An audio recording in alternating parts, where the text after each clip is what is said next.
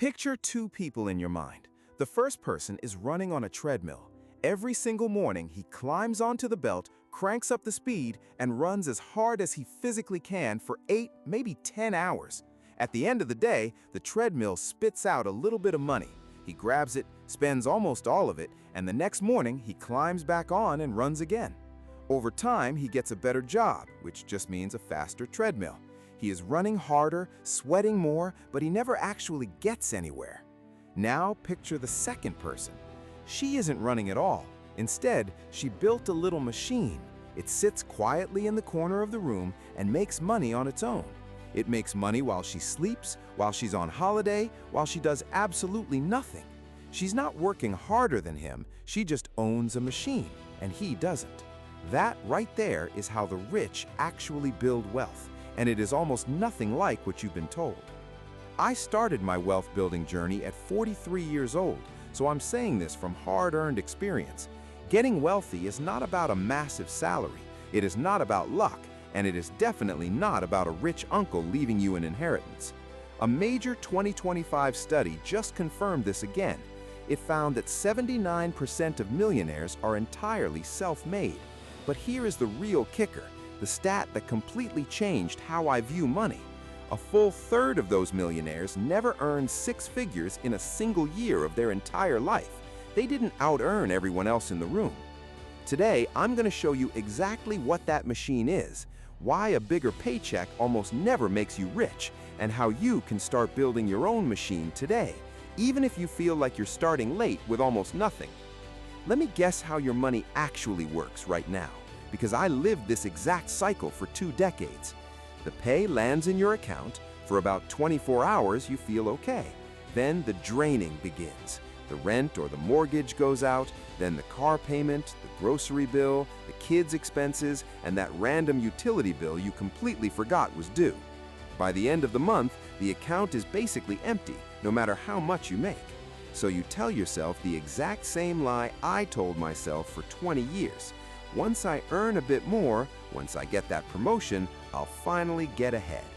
And here is the strangest part of adult life. You do earn more eventually. You get the raise, and somehow, magically, there is still absolutely nothing left at the end of the month. If that sounds like your life, I need you to hear this. You are not broken, and you are not inherently bad with money. That was me at 43. I had a decent income, but I remember sitting at my kitchen table, staring at a stack of bills with almost nothing to show for 20 years of hard work. I was watching other people just pull away, and I had absolutely no idea what they were doing differently. Now I can see it, and once you see it, you genuinely cannot unsee it. So, why doesn't earning more money actually make you rich? Here's the trap, and it's crazy to me that almost no one names this out loud. When your pay goes up, your lifestyle quietly goes up right alongside it. You get a bigger paycheck, so you justify moving into a slightly bigger apartment. You have more money, so you lease a nicer car, upgrade your phone, and order takeaway 3 nights a week instead of 1. There is a boring official economic name for this, lifestyle creep, but you can just call it the treadmill speeding up. You run faster, you earn more, and you spend more. You end up in the exact same spot, nothing left over, just with fancier stuff sitting around you. And that stuff, almost all of it loses value the second you buy it. The car, the phone, the latest gadget, they are shrinking in value a little bit every single day. The whole system is quietly training you to do one thing: get on the treadmill, run, and hand your money straight over to things that shrink. You can run on that treadmill your entire life and never get wealthy, because a treadmill was never built to take you anywhere. It was built to keep you running. So what are the rich actually doing instead? Here is the part that nobody tells you plainly. Wealthy people spend their money on one weird thing that most average earners never buy. They buy machines. Now, I don't mean literal machines with gears and exhaust pipes. I mean assets.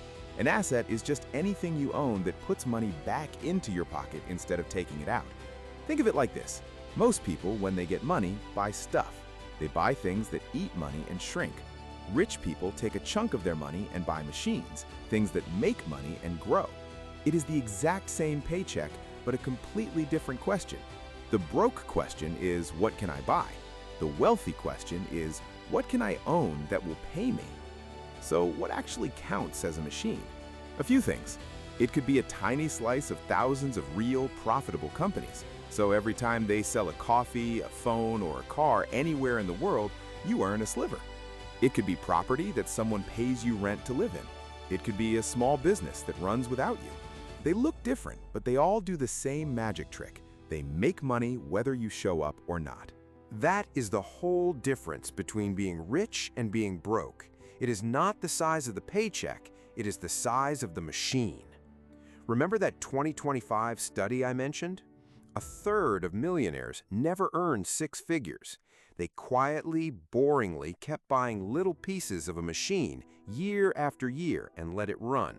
It was never about a huge income. It was entirely about ownership.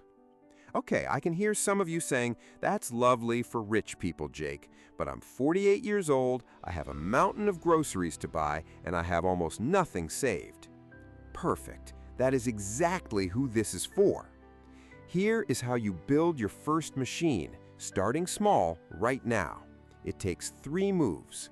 Move 1, buy a slice of everything. You do not need to pick the next winning tech company.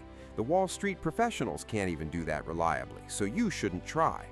Instead, there is a boring little financial tool that lets you buy a tiny piece of thousands of the biggest companies in the world at once, in one single go, for about the price of a cup of coffee.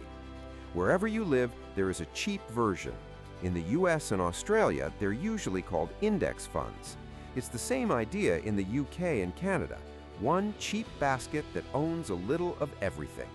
You are not placing a risky bet on one horse. You own a piece of the entire race.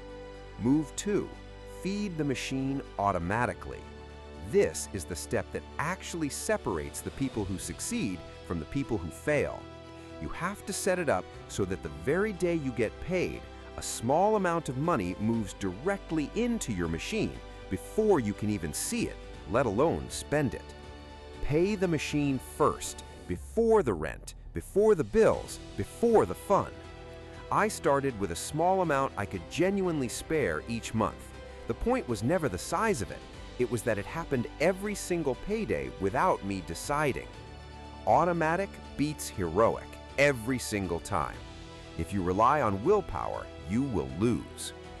Move 3, never ever eat the machine. This is where most people blow it. The second the machine has a little bit of money in it, the temptation is to crack it open. You want to buy a holiday or fix the kitchen or get a newer car. Don't touch it. The machine only works if you leave it running. Feed it and then leave it completely alone for years. Is it boring? Extremely. But that is the secret. True wealth is boring on purpose. Let me tell you what actually happens once your machine is running. At first, absolutely nothing. Honestly, for a long while, it feels entirely pointless, like you're watering a seed and just staring at a patch of dirt. Then, the machine starts throwing off a little money on its own. That money quietly buys more machine, and the bigger machine makes more money. And then that bigger machine makes even more money. Slowly at first, then not so slowly. It stops being about how hard you run and starts being about how long you let it run. I'll be honest with you about my own life. I started at 43. I was late, I had almost nothing, and I had a stomach completely full of shame about it. I didn't earn some huge salary. I just kept feeding a small, boring machine every month and refused to crack it open. That machine is now worth many times what I put into it, and a massive chunk of that is growth I never worked a single hour for. The machine did it. And here's the part for anyone who feels too late. You will not outrun a 25-year-old, and you were never supposed to. You are not racing them. You are racing the version of you who never built a machine at all. And against that person, starting today, you win every time. So here's what to do right now, today. Ask one question about your money. Is this the treadmill or is this the machine? Every dollar you spend is a vote for stuff that shrinks or for a machine that grows.